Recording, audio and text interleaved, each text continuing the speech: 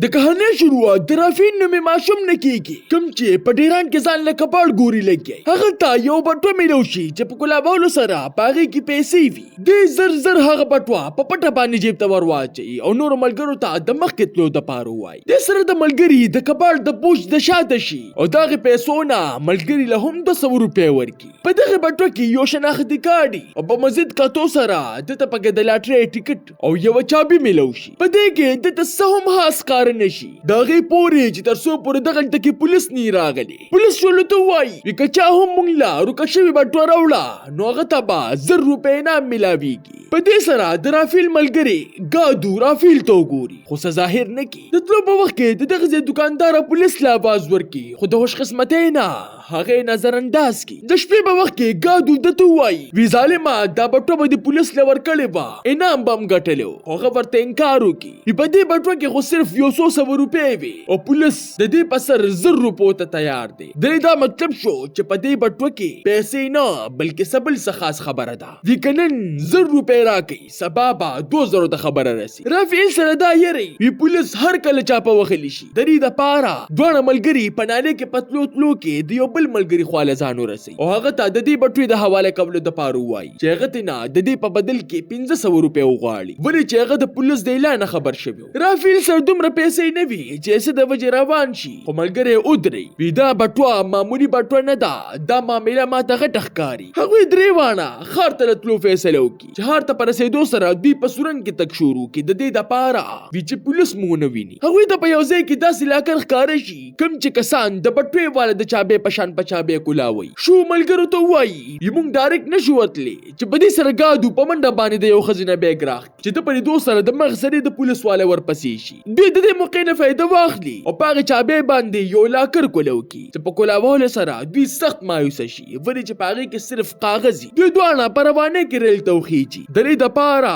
چې پیسې رانه وانه دوی په مخه بار ګوري ورې چې ګادو تر اوسه نه راغلي چې لږ وخت پس هغه ستړي سومان رانه نوزي او په دې سره دوی په خپل میشن کې کامیاب شي شو دا خط ګادو لور کی چې هغه دوی ته وایي وی دا خط یو قیدی ته لیکل شوی دی دوی دې نه خبري چې دا خط د دوی د ژوندۍ د بدلولو واله ده دوی ته ګاونډیانو کوړه په پټه باندې ور داخل شي او په کمپیوټر کې دا قیدی په اړه کې معلومات ولټي چې پته ورته لګي وی دا قیدی په اصل کې یو وکیلو چې با غریبانو له مقدمه غټلې او د ظلم خلاف आवाज اوجتولو والو انقلابي انسانو خو د بدقسمتۍ نه په دې وخت کې په جیل کې بلخوا پولیس انعام 2000 ته ورسي او د زیات نه زیات کباړیان د بټوي په تلاش کې لګیا کی پولیس چې څنګه پوه شي چې دوی دوانه نشتا نو د شپې په وخت کې رافیل غوا کی ګادو ورپسې ورمنډه کی خو راوي نه لولي شي هغه زر زر پاتې د خو برا پاسي او سیده د ځان سره تانه ته بوز خو دغه تکي د دې غریب سوق هم دورې دوالني پادری چې شروع کی چې په دې سره د پولیس والے په زور باندې تانه نه را بار کی ولې چې رافیل واقعي دغه تکي موجود نه وي د پولیس والا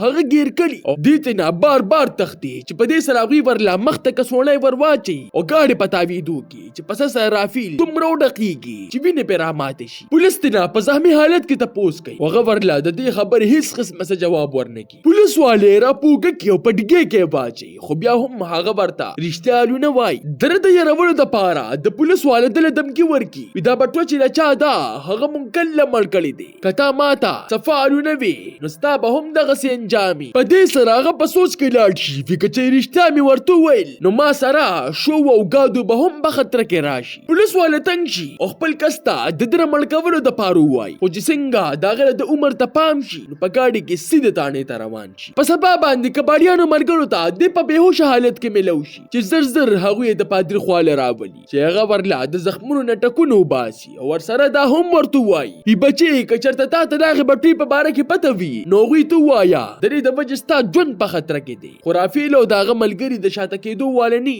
الټا دا غوي یقین نور هم پوښ شي چې په دې بټه کې چرته غټ راس پروت دی دوی فیصله وکي وی مونږ به هغه وکیل قیدی ته په هر حالت کې ځان رسو د دې د پاره هغوی د پادری لور ته وای وی رافیل په خطر کې دی او د پولیس نه بچ کېدو د پاره مونږ له وکیل پکار دی چې په دې سره هغه ورته وای وی داسې وکیلان کم دي نن سبا خټول د پولیس یریږي ګادو ورته وای زمانه کې یو بادر وکیلو خو اوس په جیل کې دی په دې سره دغه بزړه خپش یو په سبا باندې کې ګادو لزان سره جیل ته بوزي. چلته کې وارډن له رشوت ورکولو سره هغه ور سره د دوی ملاقات وکي. د ګادو په لیدو سره حیران شي وی زما خو نوسي نشته چې ګادو ورته رښتیا وایي وی مونږ تعالی د هیڅ شي پیغام راوړی دی. د په لیدو سره د وکیل رنگ زړ شي وی هغه ژوندې دی چې ګادو ورته سره لقي وینا خو خطه راته په یاد دی. ګادو ورته چې څنګه دا خط شروع کی نو په لیدو سره د وکیل د سترګو نوخ کې رواني شي. ویشي زما زوړ ملګریو یمونږ دوانو ټول عمر د حرام خورو سیاستدانانو خلاف आवाज اوچت کړی دی. په دې کې د سکیورټي والو دوی لا आवाज ورکی 2 منټه پاتې شو. په دې سره وکیل ګادو ته وایي ما سره واده وکړه په سبا باندې چې راځي نو ځان سره به زمونږ مذهبي کتاب ومروړي. په هغې کې هغه راز دی کوم چې به زه تاته سبا وایم. بل خو رافیل او شو هم راوته دي ولې چې رافیل ته رایاد شوي په کوم وخت کې چې زه وجلم نو غوږونه له مې بار یو نوم راتلو د نائب صدر. کېدی شي د دې معاملې هغه سره څه تعلق هغوی د صدر په کور کې داخل شي چې د ماسرې دغه د نوکر ورته پام شي چې دوی ته رغل ویلو په ځای باندې زړه په دوی خفه شي ولې چې د هغوی جامې او وجود دواړه سقاوي. هغه دوی ته روټۍ راواچوي چې په خبرو کې د خولې نه وخیږي. په یو وخت کې زه د نائب صدر ډېر ښه ملګری وم خو یو ورځ دغه په زړه کې داسې لالچ را پیدا شو چې ټولو پیسې په فرج کې واچولې او د دغه ځای نه د تلو یوه داسې منصوبه جوړه کړه چې چا په هم شک پیدا نه شو. د شپې په وخت کې دوی 3 واړه منصوبه جوړوي وی که چېرې هغه کتاب مونږ ته میلو شو نو کېدی شي چې د هغې فرج پته مونږ ته میلو شي. په سبا باندې جیل ته په تلو سره دوی د اجازت میلو نه شي چې د فادري لور د دوی نه د ویډیو ریکارډینګ کولو فیصله وکړي. وی که مونږ مړه هم شو چې دنیا ته د رښتیاو پته ولګي. خو دوی د دې خبرې نه ناخبرې چې نائب صدر ته د دوی جیل ته د تګ راتګ خبر میلو شوی دی. هغه د مغه سری پولیس والے سره رابطه وکړي او د دوی 3 واړو د ختمولو دپاره ورته ووایي. دوی ویډیو ریکارډ کوي چې په دې وخت کې د پولیس د ګاډي اوازونه په اورېدو سره ټول په منډه شي چې د پولیس والا د دوی زور د ټول کلي نه وباسي او اور ورته کی چې پس سره بلها خلک بې کوره شي او په چرچ کې پناه واخلي. شو د دې موقع نه فایده واخلي او د پادري د کوره د کتاب د اغستو دپاره پیسې راپټې کړي. دغه پیسې د کتاب د اغستو دپاره ګادو له ورکړي چې د کتاب د اغستو په وخت کې هغه کسې د لاسه کلک ونیسي او پولیس له آواز ورکړي چې شو تښتېدو دپاره په مخ ورله چاقو رااخلي چې ځان دې نه خلاص کړي او د کچن نه په کوټې د خطو نه پس لارې ته ټوپ کړي. چلته کې د مخکې نه پولیساني او په ده پسې شي. دې په منډه کې هغه کتاب د رافیل د کپاړ ګاډۍ ته ور واچوي چې پس سره د پولیسانو نه وارو پار خطا شي. پولیس په ډېرې ډزې وکړي خو یې نه ویشتلی شي. دوی 3 وانه په بېخوشي کور کې رایوځی شي چې رافیل او شو د سوال جواب په راویستو کې لګیا شي او ګادو دوی د خوراک راوړلو دپاره بازار ته لاړ شي. دوی چې کله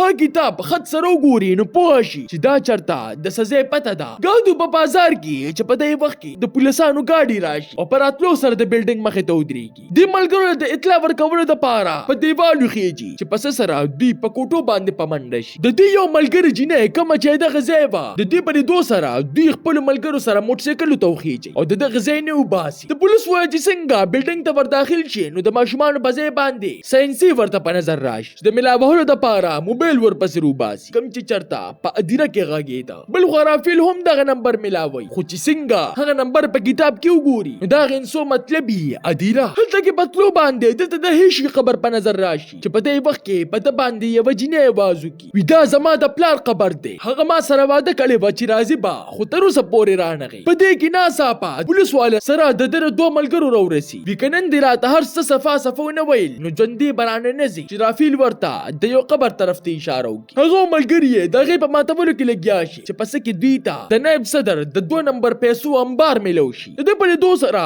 د پولیس والا صدر له د اطلاع ورکولو دپاره موبایل روباسي چې د رنګ نه مخکې هغه ماشومه یوه ګلدسته ورله سر له روولي چې د مانچه ترې نه وغورځېږي او رافیل یې راواخلي. ملګري یې ورته چغې وهي وي ویې وله خو دې همت ونه کړلی شي او سره د پیسو د ډکو ګوتو د دغه ځای نه روان شي او خپل کلي ته ځان ورسوي. د هغه داسې کلي په کوم کې چې خلک د ژوند تېرولو دپاره ګندونه صفا کوي. دوی د دغه ځای د ټولو نه د غټ ډیران سر ته وخیږي او د بره نه د پیسو باران شروع کړي چې خلک یې په راټولولو کې لګیا شي. د دې نه پس شو د پادري پیسې یو په لس واپس کړي او ورسره د صدر د رشوت کاپي هم دغلته کې پرېږدي چې هغوی دا خبر میډیا ته ورسوي او د صدر عهدې تباه کېدو سره هغه جیل ته لاړ شي. تاسو ته دا نننۍ کهاني څنګه ولګېده ما ته خپله قیمتي رایې په کمنټ کې ضرور راکړئ. ملاویږو به په یو نوي ویډیو سره ما له راکړئ اجازت. بای بای.